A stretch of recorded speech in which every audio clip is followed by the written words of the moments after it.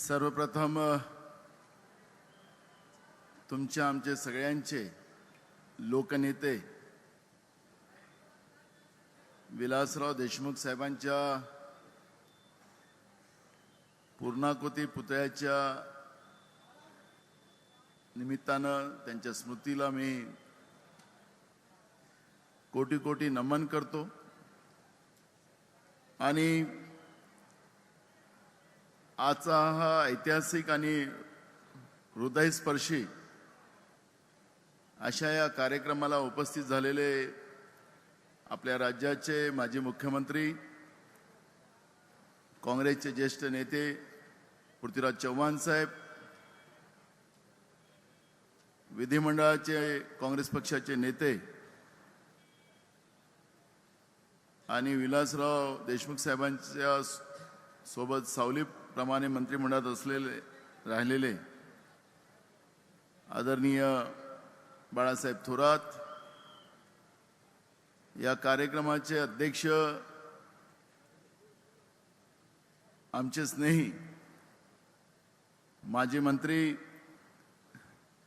आणि आज लातूरवासियांसाठी ज्यांचं तळागाळात सातत्यानं काम चालतं आणि सगळ्यांच्या संपर्कात असलेले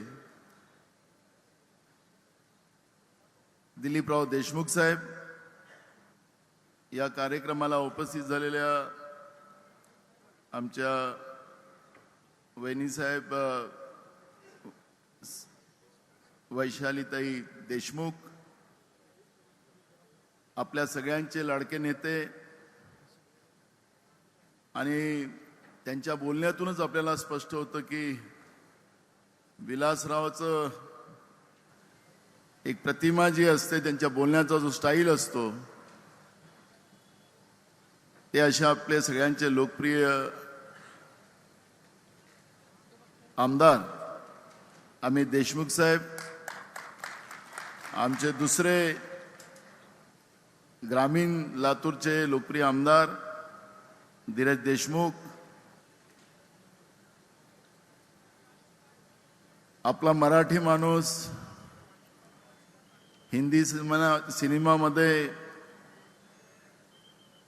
जेव्हा मोठा स्टार होतो त्याचा गर्व सगळ्यांनाच होतो. महाराष्ट्रातल्या कान्याकोपऱ्यामध्ये रितेश देशमुखांचे फॅन खूप आहेत आणि ते आपल्यातले आहेत. असे आपले रितेश देशमुख साहेब या कार्यक्रमाला उपस्थित झालेले नवनिर्वाचितच खासदार म्हणू आपण आता त्यांना. 20 तारखेला विड्रॉल घेण्याची वेळ आहे. 6 फॉर्म राहिलेले आहेत, 6 जागा होत्या, त्याच्यामुळे खासदार शब्द आत्ता लावला तर काही बिघडत नाही.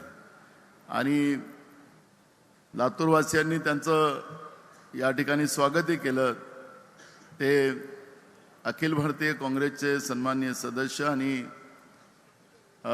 खासदार सन्माननीय चंद्रकांत हांडोरे साहेब, आमचे आदिवासी नेते आणि माजी मंत्री शिवाजीराव मोघे साहेब, सगळे आमदार महोदय, मी सगळ्यांचं नाव घेण्यापेक्षा, कारण की कार्यक्रमाला जास्त वेळ झाला, सगळे आलेले आमदार महोदय, सगळे आजी माजी सगळे मंत्री आमदार, सगळे सन्माननीय पूर्ण देशभरातून आणि राज्याच्या कानाकोपऱ्यातून आलेली सगळी मंडळी, उपस्थित झालेले सगळे आमचे वडीलधारी मंडळी, युवक मित्र, माता बहिणी आणि पत्रकार बंधू, मी एका सर्वसामान्य परिवारातला आहे. माझ्याकडे कोणी ग्रामपंचायतचाही मेंबर माझ्या परिवारात झाला नाही, मी राजकीय परिवारातला नाही. पण 99 मध्ये जेव्हा मी पहिल्यांदा आमदार झालो आणि आमदार झाल्यानंतर महाराष्ट्राच्या राजकारणात आल्यानंतर कोणाचा तरी हात पकडावा लागेल आणि योगायोगाने एका सच्च्या प्रामाणिक राजबिंडा व्यक्तीसोबत काम करण्याची संधी मिळाली विलासराव देशमुखांच्या निमित्तानं. आणि त्यांना मी जवळून पाहत होतो, त्यांची काम करण्याची पद्धत पाहत होतो. राज्यातल्या कान्याकोपऱ्यातून लोक त्यांना भेटायला यायचे.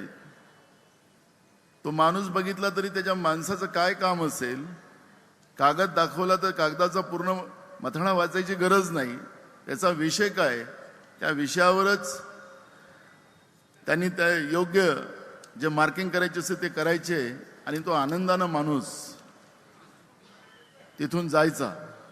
त्याच्या चेहऱ्यावरचं तळागाळातला माणूस आला की त्याच्या चेहऱ्यावरचं स्मित हास्य बघून माझ्या गुरूच्याही मनात आनंद व्हायचा. कारण की विलासरावजी बाभुळगावच्या सरपंचापासून तर राज्याच्या मुख्यमंत्र्यापर्यंत, राज्याच्या मुख्यमंत्र्यापासून तर केंद्राच्या मंत्र्यांपर्यंत असा हा जो प्रवास झाला विलासरावांचा, त्या प्रवासामध्ये त्यांनी गाव पातळीपासून तालुका पातळीपर्यंत, राज्य पातळीपर्यंत तर देश पातळीपर्यंत सर्वसामान्याच्या डोळ्यातल्या अश्रू पुसण्याची संकल्पना ठेवली. आणि ती काँग्रेस पक्षातच होऊ शकतं ही भूमिका ते सातत्यानं मांडत होते. मी परवा त्यांचं भाषण, जसं मगाशी अमितनी सांगितलं की गटतटाचं राजकारण, मी त्याला मागे येऊन म्हटलं की आता काँग्रेसचा एकच गट आहे, तट गेलं, तट गेलं. तर विलासरावजींचं जे मी भाषण ट्विट केलं त्या भाषणाला कोट्यावधी लोकांनी बघितलं, चॅनलनी त्या भाषणाला दाखवलं, सोशल मीडियावर गेलं. ते म्हणत होते की काँग्रेस ही चळवळ आहे, काँग्रेसला संपवणारी जी कोणी लोक असतील ते संपतील, पण काँग्रेसला कोणी संपवू शकत नाही, ही भूमिका विलासराव मांडली. आणि असं आत्मविश्वास आणि विश्वासाने लोकांच्या समोर जायचं आणि जे बोलायचं ते करायचं, ही भूमिका विलासरावांची होती. आजच्या राजकारणातला जो फरक आता जयंतरावांनी मांडला, त्यांनी काका पुतण्याचे उदाहरण मांडलं. ज्या परिवारामध्ये अविश्वास असेल तिथं काका पुतण्याचं भांडण होणार, पण देशमुख परिवारामध्ये अविश्वासच नव्हता, विश्वासच होता.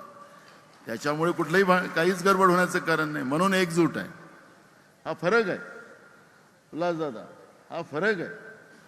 आणि म्हणून मी आपल्याला सांगतो की ही जी काही परिस्थिती आज आहे, आजच्या राजकारणातली जी परिस्थिती आहे ती परिस्थिती भयावह आहे. विलासरावजी म्हणायचे की समोरचे फक्त आश्वासन देतात, आम्ही करून दाखवतो.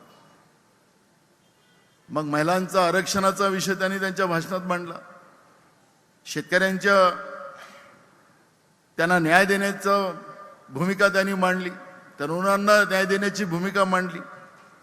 आज ज्या आपण भागामध्ये आहो, मी आणि बाळासाहेब आम्ही चर्चा करत येत होतो की त्यांचाही भाग जो आहे बाळासाहेबांचा तो कोरडवाहू भाग आहे काही भाग, आणि आपलाही भाग कोरडवाहू आहे.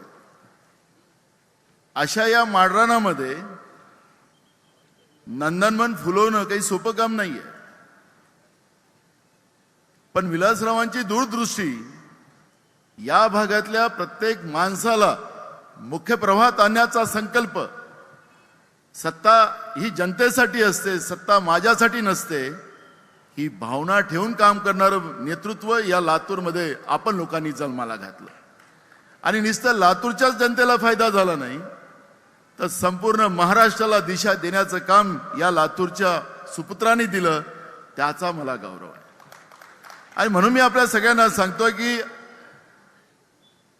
आज विलासरावजी राहिले असते तर मी तुम्हाला सांगतो की काँग्रेसला रोज हे जे आज आश्वासनाची खैरात वाटून खोटं स्वप्न दाखवून हे जे लोक सत्तेत आली, ही महाराष्ट्रात कधी सत्तेत आले नसतेत. विलासरावांनी एकटा मुकाबला केला असता आणि आम्ही त्यांचे सिपाई म्हणून काम केलं असतं. लढाई आम्ही जिंकलो असतो. रोज खोटं बोलणारी लोक सत्तेमध्ये आपण पाहतो. आपल्या भागामध्ये धनगर समाज आहे. या धनगर समाजाला सांगितलं होतं 2014 मध्ये की आमचं राज्यात सरकार आणि केंद्रात सरकार आणा, आम्ही तुम्हाला आरक्षण देऊ. परवा हायकोर्टाचा निकाल आला. हे कसे बदमाश लोक आहेत त्याचं उदाहरण तुम्हाला नुसतं धनगर समाजावरून सांग. हायकोर्टाने काय म्हटलं की टाटा कन्सल्टन्सीचा जो रिपोर्ट धनगर समाजाचा तुम्ही आणला, यांचा जो ॲडव्होकेट जनरल आहे राज्य सरकारचा, त्यांनी सांगितलं की मी या टाटा कन्सल्टन्सीवर मी आपली सही करणार नाही. आदिवासीच्या आरक्षणासाठी जी कमिटी बनवलेली आहे, जी संविधानिक कमिटी आहे, तिचा रिपोर्ट पाहिजे, त्याच्यावर मी ॲडव्होकेट जनरल म्हणून सही मारेल. या टाटा कन्सल्टन्सीला नाही मारणार. किती वर्ष झाले? 10 वर्ष झाले. म्हणजे जे धनगरांना फसव घोषणा करून आदिवासी आणि धनगरांचं जे भांडण लावून महाराष्ट्रातल्या शाहू फुले आंबेडकर विचाराला संपवण्याचं पाप जे लोक सत्तेमध्ये आहेत त्यांनी केलं. विलासराव राहिले असते तर ही जी फसवी घोषणा होती, ती फसवी घोषणा तिथंच संपवली असती. धनगरांनाही सांगितलं असतं की तुम्हाला आम्ही कसं न्याय देतो, आणि ते बोलले असते तर बिलकुल ते पूर्ण केलं असतं. पण हायकोर्टाने सांगितलं की हे आमच्याकडे चालणार नाही, हा अधिकार तुमचा नाही, हा माननीय राष्ट्रपती महोदयांचा आहे. त्याच्यामुळे धनगरांचा जो आरक्षणाचा प्रश्न त्याला निकाली काढण्याचं, त्याला संपुष्टात आणण्याचं काम परवा हायकोर्टाने केलं. धनगरांना सर्रास फसवलं. आता अजून कोणाला फसवत आहे तो पाहतोच आहे आपण. परवा आपण पाहिलं की मराठा आरक्षणामध्ये ज्या पद्धतीनं, मी उदाहरण देतो मी तुम्हाला, आता परवा बिल पण येत आहे त्याच्यावर चर्चा व्हावी अशी आमची भूमिका राहणार आहे. आणि ते चर्चा कशासाठी होणार आहे ती पण आम्ही सांगतोय. तर आम्ही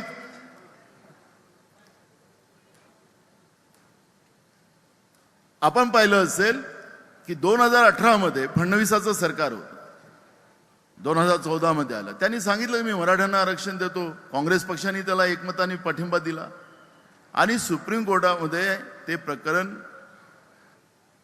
निकाली, म्हणजे त्याला संपवलं, त्याला क्रॅश केलं की तुमचा अधिकारच नाही, तुम्ही कशाला कायदा केला. मराठ्यांना त्यावेळेसही फसवलं. परवा त्यांनी गुलाल उधळायला सांगितलं, वाजा वाजवायला लावला. स्वतः मुख्यमंत्री आलेत आणि सांगितलं की मराठ्यांना मी आरक्षण देऊन टाकलं. जरांगे पाटील वापस आलेत. आपण सगळीकडे, मी त्यावेळेस आम्ही मराठवाड्यातच दौऱ्यात होतो, सगळीकडे आपण लोक गुलाल उधळत होतात. पण मी सांगितलं की कोणाला फसवलं तेवढं तर नेमकं सांगा. मराठ्याला फसवलं की ओबीसीला फसवलं? कारण की आरक्षण कुठून तरी द्यावं लागेल. सरकार उत्तर देत नाही. आम्ही नागपूरच्या अधिवेशनामध्ये सरकारला सांगितले की कसं आरक्षण देणार तुम्ही सांगा तर खरं. आज मराठवाड्यामध्ये ओबीसी आणि मराठ्यामध्ये भांडण लावलं, शेतातलं भांडण सुरू झालं, घरातलं भांडण सुरू झालं. हा महाराष्ट्र नव्हता. महाराष्ट्र शाहू फुले आंबेडकर विचाराचा होता आणि ते आमचे गुरु विलासराव देशमुख साहेब सातत्यानं या विचाराला सांभाळून ठेवत होते. इथं भांडण आणि फसवेगिरी. माझं या कार्यक्रमाच्या निमित्तानं सगळ्या लोकांना आव्हान आहे, या फसवी व्यवस्थेला आपल्याला मुळासकट उपडावं लागणार आहे. मी मगाशी सांगितलं की विधानसभेत आणलेल्या 20 तारखेच्या बिलामध्ये चर्चा झालीच पाहिजे.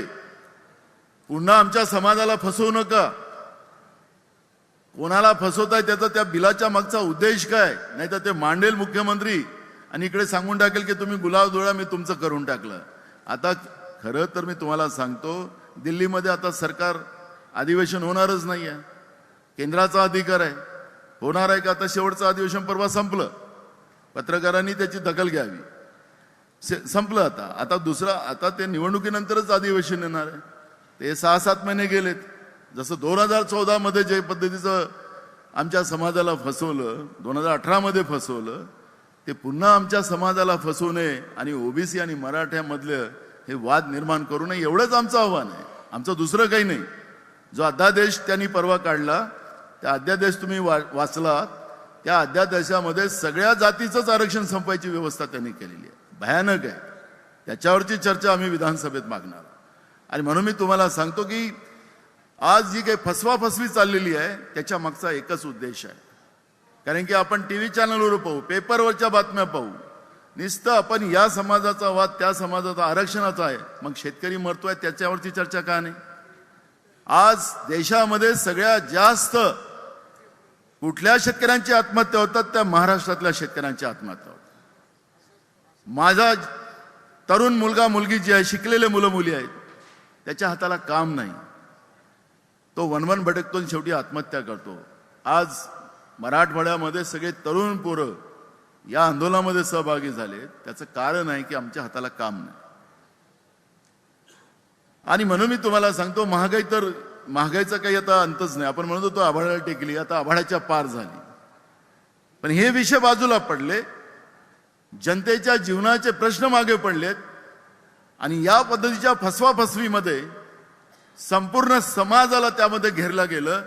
अविश्वास निर्माण करण्याचं पाप या लोकांनी सातत्याने केलं आणि त्याच्यामुळे शाहू फुले आंबेडकरांच्या महाराष्ट्रामध्ये, छत्रपतीच्या महाराष्ट्रामध्ये, छत्रपती शिवाजी महाराजांच्या महाराष्ट्रामध्ये ज्या मूल्यांचं, ज्या तत्वाचं नेहमी रक्षण काँग्रेसने केलं, विलासराव देशमुख साहेबांच्या नेतृत्वामध्ये केलं, त्या महाराष्ट्राला काळीमा लावण्याचं पाप या राज्यातल्या सत्तेने केलेलं आहे, देशाच्या सत्तेने केलेलं आहे. हे म्हटलं तर या कार्यक्रमाच्या निमित्तानं वावगं ठरणार.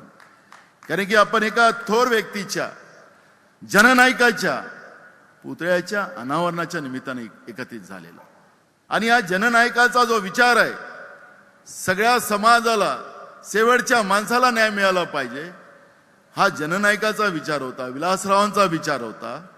त्याच विचाराला ताकद देण्याचा संकल्प आम्ही सगळेजण करतोय. सगळ्यांनी आवाहन केलं अमित भैयांना. मी आज नाही, हे तर आता आवाहन केलं यांनी.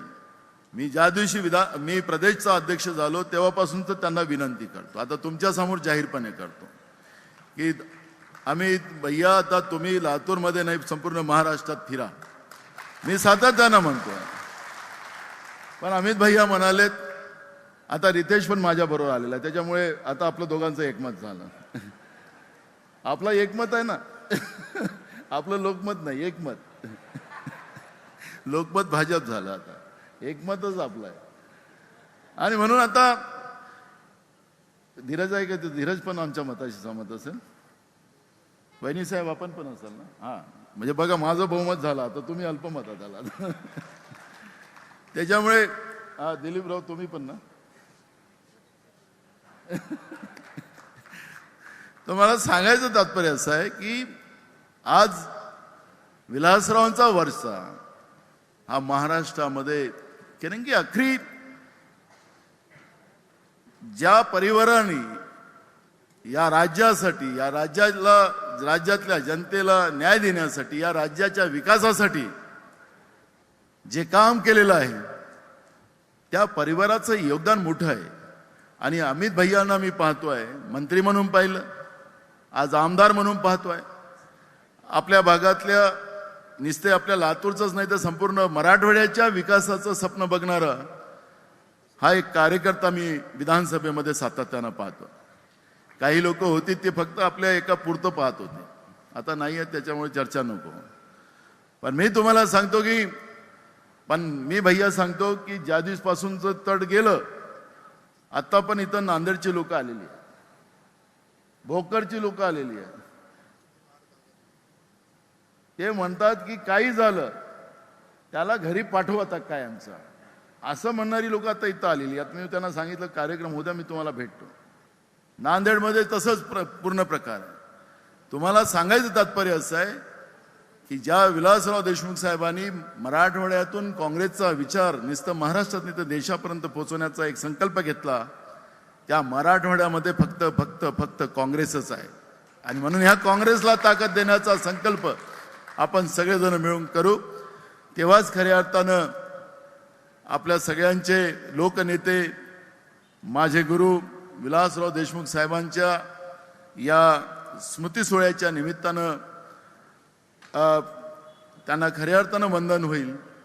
आणि या सोहळ्याच्या नंतर आपण प्रत्येक जण, महाराष्ट्रातल्या कानाकोपऱ्यातून आलेला प्रत्येक व्यक्ती, आजपासून प्रत्येक गावागावामध्ये, प्रत्येक घरापर्यंत काँग्रेसचा विचार विलासराव देशमुखांच्या माध्यमातून, त्यांच्या विचाराच्या माध्यमातून, त्यांच्या स्मृतीच्या माध्यमातून आपल्याला सगळ्यांना पोचवायचा आहे.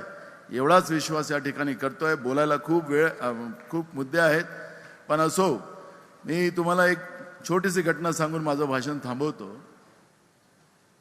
जसं आपल्याकडे, मला माहीत नव्हतं त्या काळामध्ये, आमच्याकडे जोडपी जंगलाचा प्रश्न आहे. कारण की आम्ही सिपयार्ड मेरारमध्ये होतो, तर जंगल हा शब्द तिकडे हिंदीमध्ये आहे, त्याच्यामुळे आपल्याकडे गायरान शब्द आहे. मला विलासरावांनी सांगितलं त्या काळात. तर म्हणले की गायरान आणि झुडपी जंगल हा फरक नाही आहे. पण फॉरेस्ट ॲक्टच्या आधारावर आमच्याकडे मग कारवाई सुरू झाली. ते घरं पाडायला लागले, शेती जे होती अतिक्रमणमधली ती शेती काढायला निघालेत. आमच्याकडली लोक माझ्याकडे आले. मी पहिल्यांदाच आमदार झालो होतो, विलासराव साहेब मुख्यमंत्री होते. आम्ही एक मोठं आंदोलन केलं आणि आम्ही जेल भरो केलं. आणि जेल भरो केल्यानंतर 7 दिवस नागपूरच्या जेलमध्ये आमच्यासोबत अनेक लोक आम्ही जेलमध्ये गेलो. साहेबांचा फोन यायचा जेलरला की त्याला माझ्याशी बोलायला लावा. मला माहीत होतं की मी साहेबाशी बोललो तर मला त्या जेलमधून जमानत घेऊन बाहेर निघावं लागेल, म्हणून मी मुद्दामून साहेबांना टाळत होतो. मग साहेबाला वाटलं की हा माझा फोन घेत नाही मुद्दामून, म्हणून मग ते त्यावेळेस कृपाशंकर होते, त्यांची कृपा फारच झाली आमच्यावर. त्याची बहिणी साहेबांना माहीत आहे कृपाची. त्याच्यामुळे ते त्यावेळेस जेलमंत्री होते, राज्यमंत्री. त्यांनी जेलरला फोन केला आणि त्यांनी सांगितलं की कृपा बोलणार आहेत. मी म्हटलं की चल बघ, कृपा जायचं याला कसंही निपटू शकतो मी. पण कृपाशंकर यांच्या बाजूला साहेब बसलेले होते आणि साहेबांनी सरळ फोन घेतला आणि सांगितलं की तू लवकर बाहेर निघ आणि माझ्याकडे मुंबईला ये. तर मी मग प्रक्रिया केली, मी साहेबाकडे गेलो. मला वाटलं साहेब रागवतील मला की तू हे कशाला कारभार केला, कशाला जेलमध्ये गेला. तर साहेबांनी मला म्हणाले की जनतेसाठी लढणारी माणसं हे मला आवडतात. माझ्याही भागात गायरानाचा प्रश्न आहे, असा आपण तो आणि झुडपी जंगल हे दोन्ही प्रश्न निकाली काढू, असं मत त्या ठिकाणी मला मांडलं आणि मला शाबासकी दिली. आणि मला वाटलं की गरीब माणसासाठी काम करणारं हे नेतृत्व हे कायम आमच्या सोबत राहावं, त्यांचं मार्गदर्शन आम्हाला मिळत राहावं. काळाने आमच्याजवळ आज आमच्यामध्ये नाहीत, पण मी तुम्हाला सांगतो की आज विलासराव असतेत आमच्या सोबत ना, मी तुम्हाला सांगतो की महाराष्ट्रामध्ये एक हाती. तर असो, पण आम्ही विलासरावांचे चेले आहोत आणि विलासरावांच्याच पद्धतीनं महाराष्ट्रातल्या सगळ्या लोकांना सोबत घेऊन, सगळ्या जाती धर्माच्या लोकांना घेऊन, बाळासाहेब असतील, पृथ्वीराज बाबा असतील, अमित भैया असतील, आम्ही सगळेजण मिळून विलासरावांच्या विचारांनी आणि काँग्रेसच्या विचारांनी महाराष्ट्र चालवण्याचा संकल्प या कार्यक्रमाच्या निमित्तानं मी घेतो आणि माझे 2 शब्द पूर्ण करतो. धन्यवाद.